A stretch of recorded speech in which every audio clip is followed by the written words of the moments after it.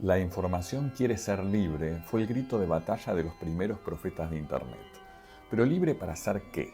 Cuanto más se incrementa el ritmo de la información, más claro es que su libertad no es la nuestra.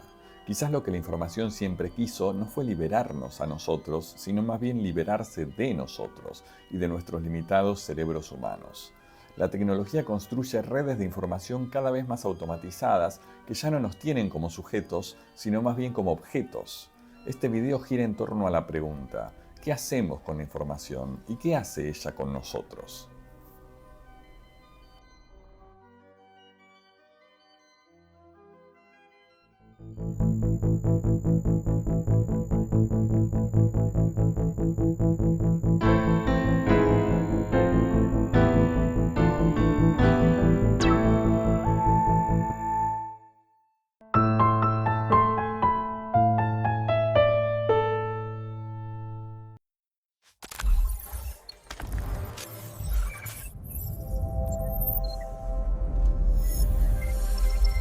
¿Qué es la información? Etimológicamente viene de la palabra en latín informare, que tiene varios significados, pero la mayoría de ellos están asociados con la idea de darle forma a algo. Por ejemplo, Virgilio en la Eneida dice ingentem clipium informant, que se traduce como moldean un escudo gigantesco, pero también se puede hablar de dar forma en un sentido más ligado a la imaginación, ¿no? Cicerón, sobre la naturaleza de los dioses, dice inanimis hominum deorum notiones informata esunt, que se traduce como se forma una idea de los dioses en el espíritu de los hombres. Si bien en español todavía mantenemos esta asociación entre información y forma, para nosotros está más bien vinculada a otro concepto, que es el de comunicación, ¿no? Cualquier cosa puede ser información, ¿no? Un conjunto de átomos o un átomo puede ser información, también el cosmos o un pequeño suceso o, no sé, la Segunda Guerra Mundial, todo podemos considerar información, pero lo que lo define como tal, más que sus características intrínsecas, es el hecho de ser comunicable, el hecho de ser transmisible, ¿bien? Entre seres humanos, por supuesto, pero también entre sistemas de cualquier tipo, entre órganos, entre moléculas, etcétera, y por supuesto también entre computadoras. Pasa algo parecido con la palabra dato. ¿Qué es un dato? Todo puede ser un dato, pero es un dato en la medida que es procesable de alguna manera. Yuval Harari, en su libro Nexus, propone la idea de que la información se define más que por una relación con la verdad, por su capacidad para generar cohesión, para generar nexos, justamente como dice el título. De hecho, muchas veces la información que no consideramos verdadera o que se demuestra que no es verdadera es la información que tiene más capacidad de unir a la gente, por ejemplo. Pensemos en las teorías conspiranoicas o en la propaganda. Pero no nos detengamos en definiciones. Lo que más me interesa en este video es pensar en cómo se procesa, almacena, jerarquiza y se busca información, ya que, como vamos a ver, gran parte de lo que define una sociedad es qué es lo que hace la información y qué es lo que la información hace con ella. Los teóricos e historiadores de los medios vienen pensando hace rato en este problema del procesamiento de la información como un rasgo definitorio de las culturas y las civilizaciones. Para no hablar siempre de Marshall McLuhan, voy a hablar de uno de sus discípulos más ilustres, que es Walter Ong. Ong es sobre todo famoso por haber establecido una diferencia fuerte entre las culturas basadas en la oralidad y las culturas de la escritura. Nosotros, por supuesto, somos hoy una cultura hace muchos siglos, milenios, basados en la escritura.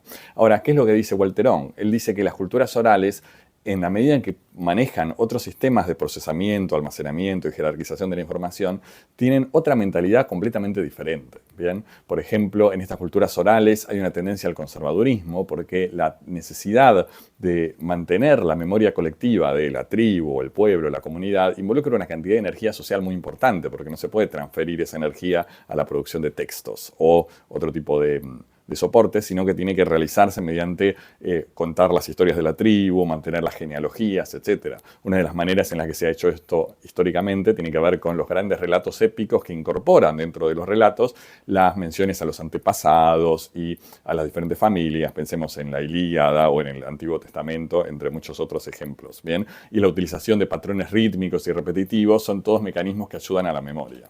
Ahora, como dice Ong, inspirado en su maestro McLuhan, estas maneras de trabajar sobre la información involucran cambios en el aparato sensorial humano. ¿Ven? O sea, las culturas orales, por supuesto, privilegian el oído, mientras que las culturas de la escritura, las culturas del texto, privilegian la vista. Otro teórico, que es un sucesor de Marshall McLuhan, es Friedrich Kittler, que propone un concepto muy importante, que es Ausgabe-System, o como se pronuncie, que se define justamente como sistemas de anotación o redes discursivas, según algunas de las traducciones, que dice Kittler que lo más definitorio justamente de una cultura es la manera en que produce, almacena, jerarquiza, codifica información. Estas maneras tienen una dimensión técnico-material fundamental, o sea, los soportes materiales, las tecnologías en donde se realizan estos procedimientos, pero también cultural o político, bien las praxis, las prácticas que hacen que estos procesos funcionen. Kittler también, como McLuhan y Young, pone mucho el acento en la medida en que la información nos interviene a nivel físico, corporal, como el hecho de estar afectados por estas redes discursivas nos modifica a todo nivel. Y un ejemplo que se suele dar respecto de esto son los sueños. Bien, cómo soñaba la gente antes del cine o de la televisión. Sabemos que durante la era de oro de la televisión y el cine en blanco y negro, la gente soñaba frecuentemente en blanco y negro y que eso dejó de pasar cuando estos medios pasaron al sistema de color. Bueno, ahí tenemos un ejemplo bastante concreto de la manera en que la información existe en una sociedad determina nuestra propia subjetividad.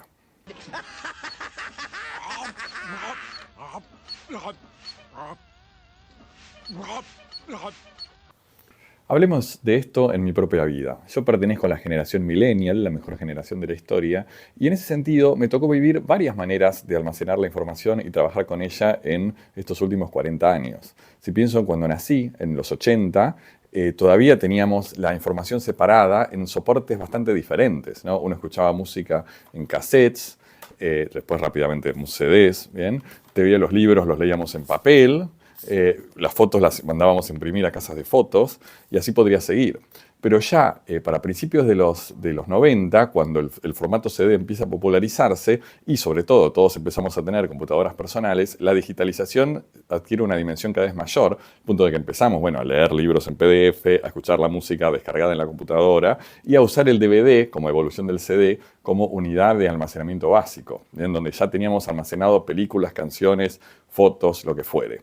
Ya pasando a principios de los 2000, cuando Internet se masifica y la banda ancha se vuelve algo común, toda la información pasa a estar ahora almacenada en servidores, o sea, en la nube, ya no tanto en nuestro disco rígido, sino en servidores cuya locación no conocemos, que en general no están en nuestro país y de los que no somos propietarios en ningún sentido. Entonces ahora toda la información que vamos manejando está cada vez más no solo digitalizada, sino fuera de nuestro alcance físico, fuera de nuestro control en muchos sentidos.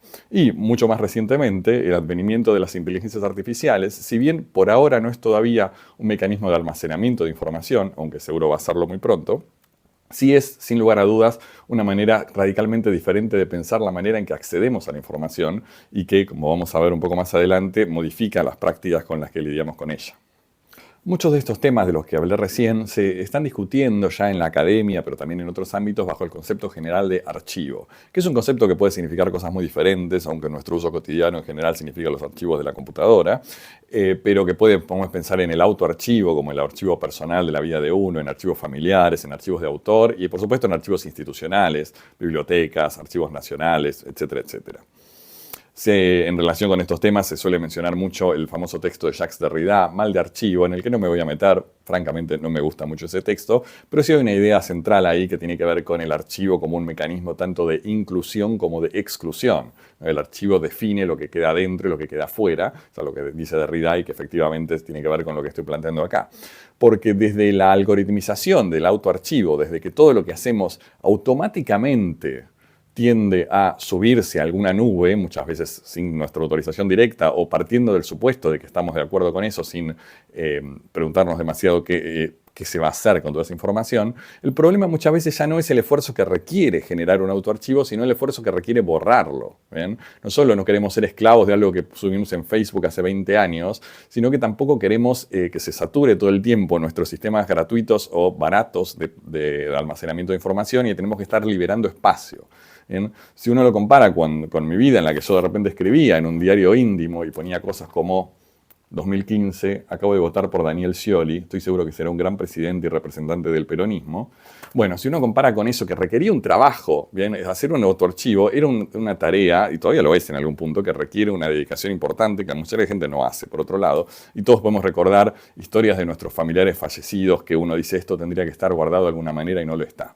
Bueno, hoy el presente es muy diferente, el autoarchivo se genera de forma automática y se utiliza como insumo principal para algoritmos de recomendación que construyen nuestra huella digital en base a lo que todo el tiempo toda la información que automáticamente o semiautomáticamente se está generando sobre nosotros. Está claro que esta dinámica de la que vengo hablando produce una sobreabundancia de información y también una necesidad cada vez mayor de poder establecer mecanismos sofisticados de búsqueda y jerarquización de esa información.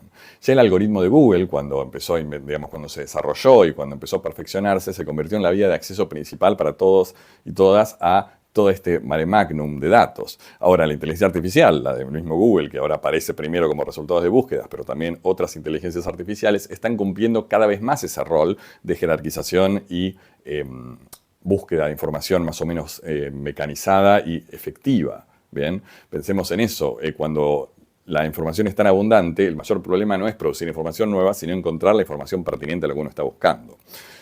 A su vez, la sobreabundancia genera un efecto de relativismo e intrascendencia, ¿no? Si es lo mismo una noticia que dice que murieron 500 personas en un vuelo, inundación en tal lugar, corrupción en tal otra, un perrito rescatado, nace una vaca con 2 cabezas, en fin, lo que uno quiera, toda esa información se vuelve intrascendente, simplemente parte de un circuito, de un ciclo infinito, de irrelevancia total. No se trata ya de la censura, que implica cortar fuentes de información, sino al contrario, de producir tanta información que toda la información se vuelva igual de irrelevante.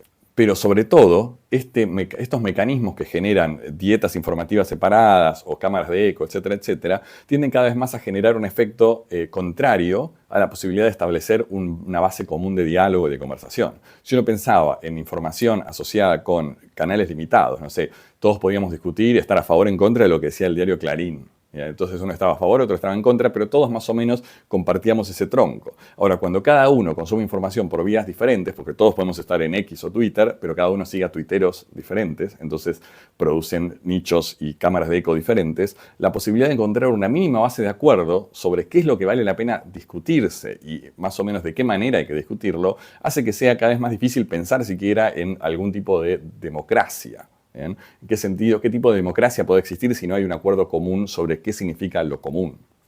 Esto que vengo diciendo se relaciona también con discusiones que han existido y que están muy vigentes hoy respecto de la relación entre maneras de manejar la información y tipos de sistemas de gobierno o prácticas de gobierno. Uno de los antecesores de McLuhan, que es Harold Innis, tiene un libro famoso al respecto que se llama Imperio y Comunicación, de 1950, en donde él plantea que hay distintos tipos de imperios asociados con distintos tipos de medios. Hay medios más sólidos, más duros, más pesados, como la piedra, la arcilla o incluso el pergamino, y otros imperios asociados con medios más ligeros, como el papel, la radio, el telégrafo. Bien, este segundo tipo de imperios son los imperios comerciales modernos, y por supuesto podemos pensar que los imperios relacionados con la cultura digital son otro salto más, y es que todavía podemos hablar de imperios en el mismo sentido.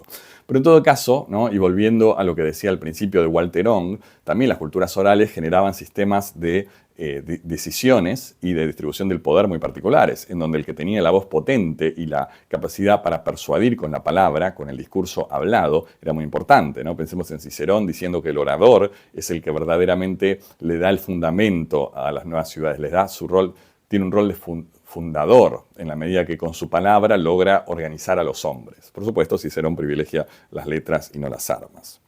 Platón decía también, pensando en su sociedad ideal, que la ciudad debería tener un perímetro desde el cual la voz de mando desde el centro sea pasible de ser escuchada por todos. Algo que, una vez que tenemos las culturas de amplificación de la voz, se vuelve profundamente diferente, porque, como decía McLuhan, ¿no? La aldea global implica esto, que la voz de uno puede ser escuchada por todos a la vez, en todo el mundo. El mundo de la imprenta, el mundo de la modernidad temprana, de Gutenberg en adelante, es el mundo de la burocracia, el mundo de la democracia representativa, en donde se construyen estos documentos como constituciones, sistemas de leyes, código penal, código civil, que se convierten en los ordenadores verdaderos de la vida social, y en donde también se produce, ¿no? Un tipo de subjetivación muy diferente al de las culturas orales o de las culturas del manuscrito. Es interesante la pregunta de si toda esta cultura burocrática que dio forma a las democracias modernas se vio profundamente modificada por Internet o no. Porque yo a primera vista diría que no, que cargar formularios de AFIP o ARCA en Internet, o el SIGEVA para los que estamos en el sistema científico argentino, no es muy diferente de hacerlo a mano. Es un poco diferente, pero no demasiado. El sistema burocrático sigue funcionando con las lógicas más o menos idénticas. ¿Bien? Ahora, es posible pensar que con las inteligencias artificiales esos mecanismos burocráticos sí van a pegar un salto y que efectivamente ya no va a ser solamente una cuestión de digitalización, sino otro tipo de sistemas de administración del poder. Pero habrá que ver qué pasa. Todos tenemos o conocemos o conocimos personas que son expertos en googlear, personas capaces de encontrar canciones o libros o películas que son difíciles de encontrar y que hay gente que tiene como los truquitos cada vez más, hay gente que tiene truquitos sofisticados de búsqueda, yo algunos manejo. Ahora, es cierto que también las inteligencias artificiales ponen un poco en duda el futuro de esa expertise como una expertise propiamente humana. Bien, ya va a ser una cuestión cada vez más delegada esa capacidad de búsqueda. Pensemos también que en sociedades previas, donde todavía los sistemas de archivación no eran tan sofisticados, la búsqueda de manuscritos en una biblioteca medieval ya era una tarea muy ardua para los mismos medievales, que muchas veces invocaban a santos que los ayudaran a encontrar un códice en una abadía, porque era una tarea que sin los sistemas que hoy conocemos de catalogación en bibliotecas era prácticamente imposible.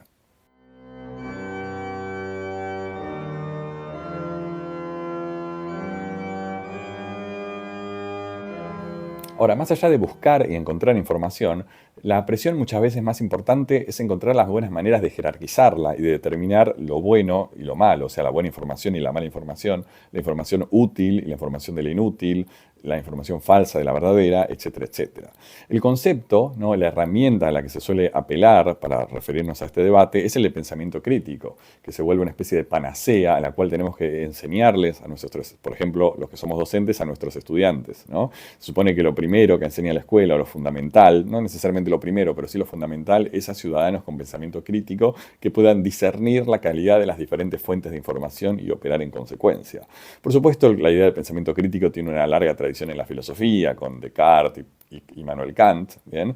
Y podemos pensar en general la historia de la filosofía como una historia de debate sobre cuáles son las fuentes de información confiables y cuáles no. Por ejemplo, las famosas críticas de la filosofía racionalista o idealista a los sentidos humanos como fuentes de información poco confiables y la defensa de los sentidos por parte de los empiristas, etcétera, etcétera, etcétera, etcétera.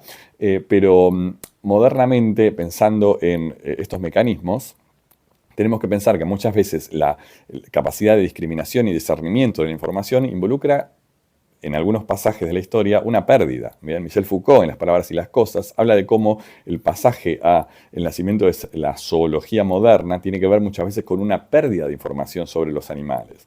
Por ejemplo, sobre los caballos, los libros medievales podían hablar de su fundación, de su origen mitológico, de su historia y de un montón de otros elementos, de sus correlaciones astrológicas, mientras que ya en la modernidad toda esa información se reduce primero para dar pie luego al desarrollo de una nueva fuente de información que tenga que ver con lo que hoy consideraríamos esperable para un libro de zoología sobre los caballos. El concepto de pensamiento crítico como algo que se enseña en la escuela, o algo pasible de ser enseñado en la escuela, hay que decir, muchas veces no ha sido objeto de una reflexión verdaderamente crítica.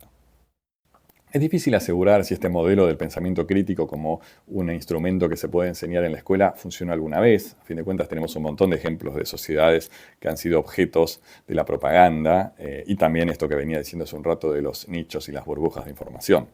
Todavía el modelo relativamente limitado de fuentes de información que proponía que los estudiantes tenían que formarse como personas capacitadas para entender las operaciones del diario Clarín y el diario La Nación, hablando de Argentina, o de algunos otros grandes medios hegemónicos, podía en algún punto pretender alguna posibilidad de éxito. Mientras que ahora, si tenemos la conciencia de que estamos todo el tiempo rodeados de operaciones psicológicas o psyops, deepfakes, fake news, videos creados con inteligencia artificial, etcétera, etcétera, etcétera, y todas las prácticas que habilitan, posibilitan y favorecen las redes sociales, nos cuesta mucho más pensar que realmente seamos capaces de entrenar ciudadanos desde la escuela, capaces de lidiar con todo esto de una manera efectiva. Más aún si pensamos que uno de los motivos por los que la escuela está en crisis es justamente que en algún momento la escuela podía proveer al ciudadano, al niño o niña, una cantidad de información mayor, más sofisticada que la que podía proveerse en el hogar. Mientras que hoy por hoy cualquier niño con un celular tiene acceso a infinitas fuentes de información mucho más abundantes, customizables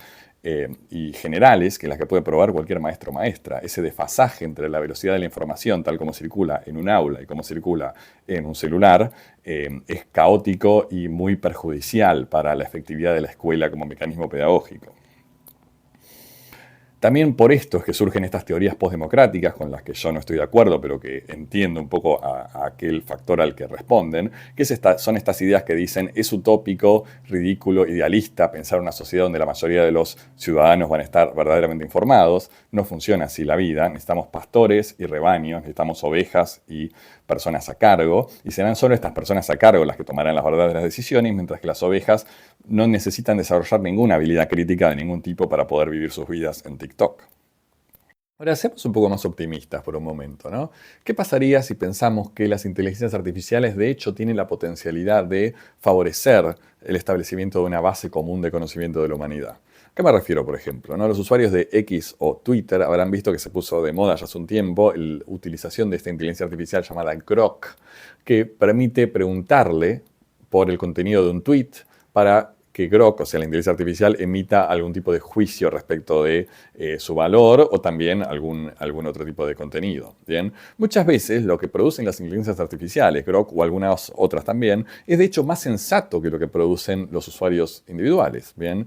De hecho, ¿qué pasaba con esto? Si uno le preguntaba a un conspiranoico hace unos pocos meses o años sobre por qué creía, no sé, que los Kennedy son reptiles, bueno, él siempre te podía decir, porque si lo googleás vas a encontrar un montón de sitios web o de videos en YouTube donde se justifique la existencia de una conspiración reptiliana. Y eso es cierto, está lleno de sitios web y videos de YouTube que justifican eso.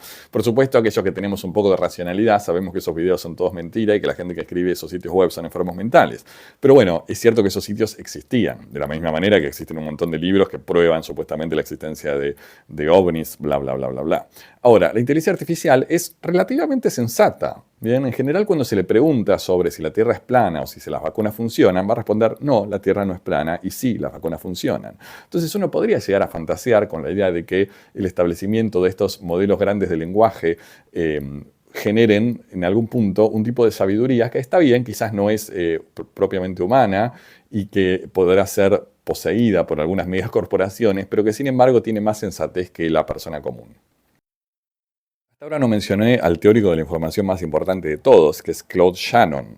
No me voy a meter con los pormenores de su teoría, pero solamente quería llamar la atención sobre un aspecto, ¿no? Shannon propuso maneras de cuantificar la información y su manera de hacerlo es bastante original.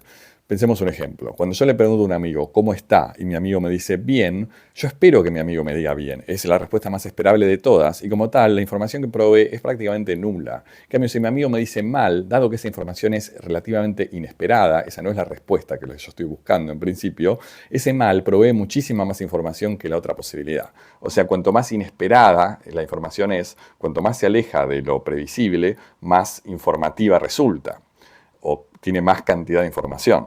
Esto lo vemos muchísimo en la dinámica de las redes sociales, pero también en los streamings, en la televisión tradicional y los medios, ¿no? La idea del tirapostas, que es aquel que necesita siempre, de alguna manera, venderse por lo inesperado de sus hipótesis, por lo arriesgado de sus lecturas políticas o sociológicas o lo que sea, y de esa manera logra atraer atención sobre él y generar, como decía Harari al principio de este video, ¿no? Nexos informativos, sociedades, comunidades. Las teorías conspiranoicas son muy efectivas en este sentido. También por su originalidad y por su extrañeza generan justamente el efecto de más información que la aburrida realidad. Lo cierto es que muchas veces la información más útil no es la más interesante y que tenemos que resignarnos a que las hipótesis más aburridas sean las más acertadas.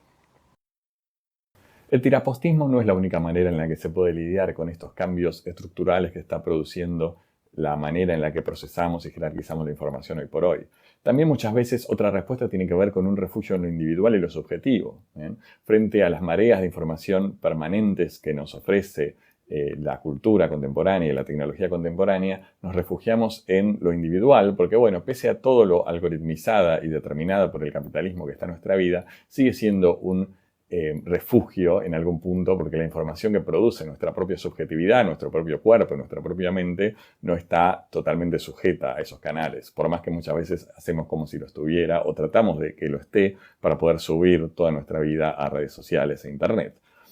Así como la digitalización forzosa generada por la pandemia generó también como respuesta una nueva valoración de la presencialidad, Podemos pensar también si estos grandes modelos de lenguaje que utilizan las inteligencias artificiales y esta búsqueda de un cierto sentido común, muchas veces aburrido y soso, que producen sus respuestas, no va a generar una revitalización de lo subjetivo también en un sentido intelectual y una búsqueda de metáforas, analogías y collage verdaderamente individuales y propios y que se definan por lo inesperado. Bien, volviendo sobre Shannon, o sea, fuentes de información novedosas y abundantes que tengan que ver con la posibilidad de producir conexiones no previsibles entre diferentes dominios del saber y diferentes dominios de la existencia, cosa que la filosofía ya viene haciendo desde sus orígenes, pero que ahora parecería ser una necesidad cada vez mayor. Ya no importa tanto saber mucho o conocer mucho o tener acceso a mucha información, sino la capacidad de producir, utilizando un término que utiliza Gilles Deleuze, agenciamientos nuevos, asociaciones diferentes e imprevisibles.